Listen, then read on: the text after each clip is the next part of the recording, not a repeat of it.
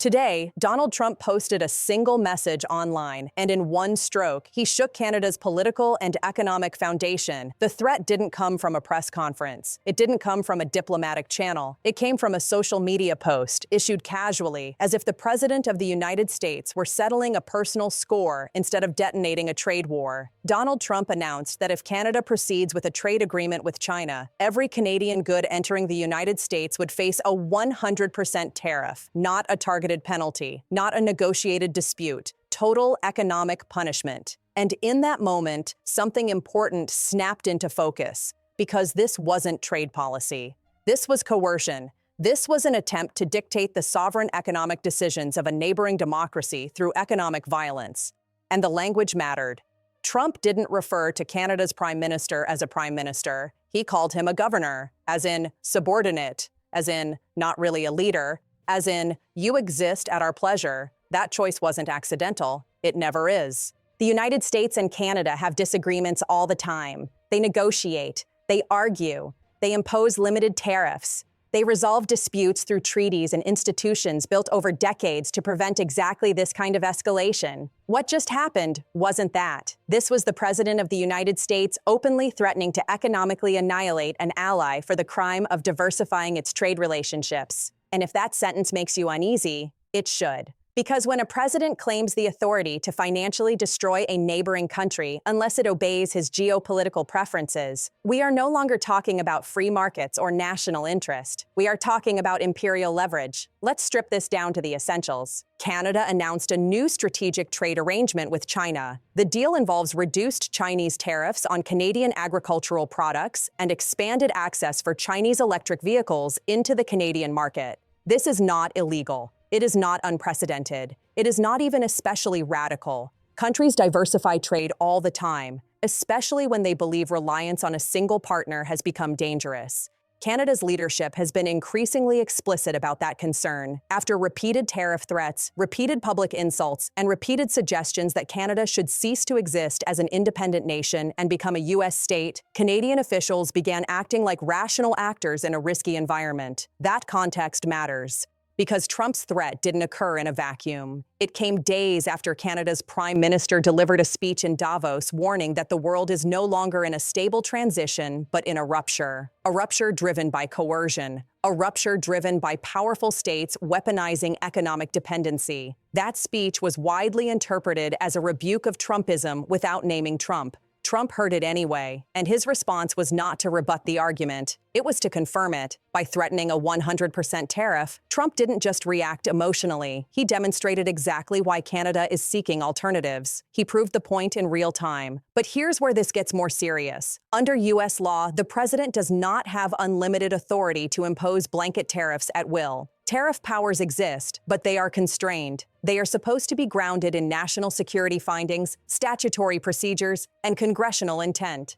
A 100% tariff on all Canadian goods would not be a surgical trade measure. It would be an act of economic warfare against the United States' largest trading partner. It would instantly raise prices on food, energy, construction materials, and consumer goods across the U.S. economy. It would trigger retaliation. It would violate multiple trade agreements the United States itself negotiated, and it would almost certainly be challenged in court. Which raises a critical question. Is Trump threatening this because it's legal and prudent, or because he believes the presidency itself is the source of all authority?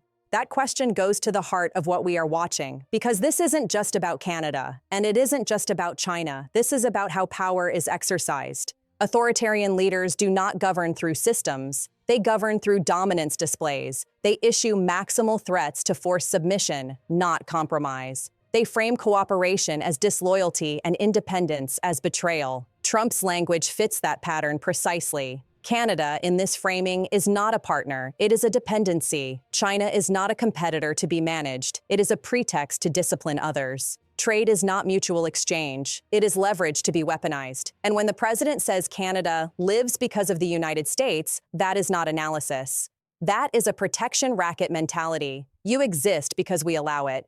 Obey or suffer. Historically, that logic has never been the language of democratic leadership. It is the language of empires in decline. Zoom out for a moment. In the post-World War II order, the United States built its influence not by threatening allies, but by binding them into institutions that made coercion unnecessary. NATO, the WTO, multilateral trade frameworks. Predictability was the power. Trump rejects that entire architecture. He prefers bilateral pressure, public humiliation, sudden punishment. He replaces rules with loyalty tests. That is why this threat matters far beyond tariffs. Because when allies learn that agreements can be torn up overnight and access to markets can be revoked on impulse, they adapt, they hedge, they seek alternatives, which is exactly what Canada is doing. And here's the irony: Trump either doesn't understand or doesn't care about. By threatening Canada over China, he accelerates the very diversification he claims to oppose. He teaches middle powers that reliance on the United States is a liability, not a guarantee. That's not speculation. That's cause and effect. Now let's talk law, because this is where the stakes sharpen. The Constitution gives Congress the power to regulate commerce with foreign nations. Over time, Congress has delegated portions of that authority to the executive branch, particularly in matters of national security. But delegation is not abdication. When a president uses trade powers to punish an ally for lawful economic activity, courts begin asking hard questions. What is the national security rationale? Where is the evidence? Is this action proportional? Is it arbitrary? A blanket tariff triggered by political displeasure is vulnerable on all counts, and that vulnerability matters because it exposes the real objective. This isn't about winning a legal trade dispute. It's about signaling dominance. It's about telling other countries, align with me or pay. That message doesn't stop at Canada. Europe hears it, Japan hears it, Mexico hears it, and China hears something else entirely. Because from Beijing's perspective, Trump's threat is a gift. It validates their narrative that the United States is an unreliable, coercive power that punishes independence. Every time Trump lashes out at an ally, he strengthens China's diplomatic hand without signing a single agreement. That is the strategic cost of impulse-driven leadership. Now consider the domestic implications. American farmers export massive amounts of goods to Canada. American manufacturers rely on integrated supply chains that cross the northern border multiple times before a product is finished. A 100% tariff doesn't just punish Canada, it detonates those supply chains. Prices rise, jobs are threatened, lawsuits follow, and when those consequences arrive, they will be framed inevitably as sabotage by enemies, not as predictable outcomes of reckless policy. That too fits a familiar pattern. Authoritarian-leaning leaders externalize blame. When their actions cause harm, they point to foreign actors, disloyal elites, or conspiracies. Accountability dissolves.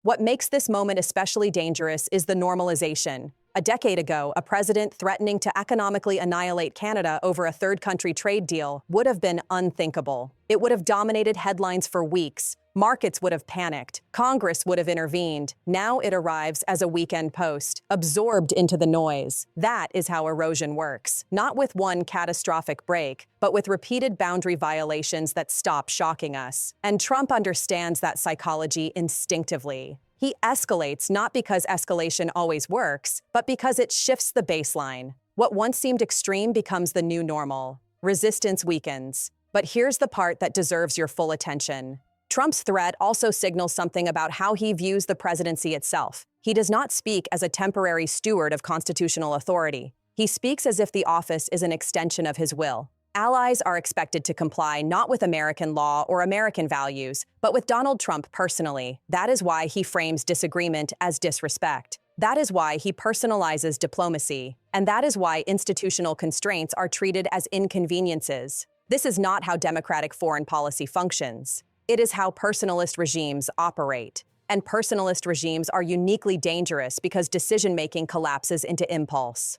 There are no buffers, no cooling mechanisms, no corrective feedback. A social media post becomes policy. A grievance becomes a threat. A threat becomes a crisis. Now ask yourself this. If Trump is willing to threaten Canada, what restraint remains elsewhere? If economic annihilation is on the table for an ally, what does a rival face? This is how escalation spirals begin. Not with intention, but with ego. And the consequences don't announce themselves in advance. They arrive quietly through disrupted markets, broken alliances, and retaliatory moves that compound over time.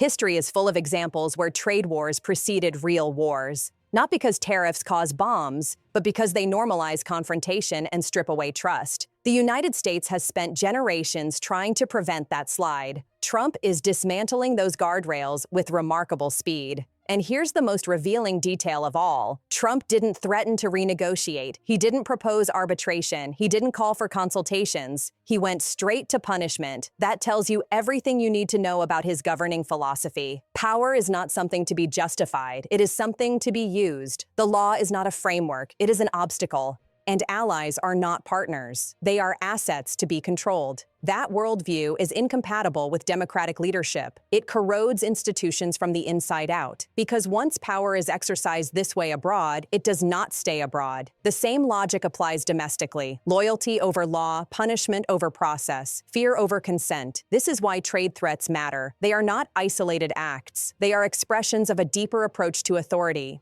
And when you connect those dots, the picture becomes unmistakable. We are watching a presidency that treats constitutional limits as optional and international norms as expendable. The tariff threat against Canada is not an outburst. It is a signal flare. It tells us how the next crisis will be handled, and the one after that.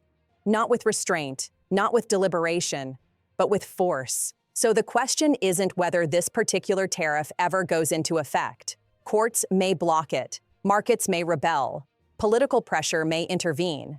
The question is, what happens to a democracy when this style of power becomes routine? When allies are disciplined instead of consulted? When law is subordinated to will? When the office of the presidency becomes a platform for coercion rather than leadership? That is the fire spreading beneath the surface of this story. And it will not extinguish itself. This isn't the last chapter.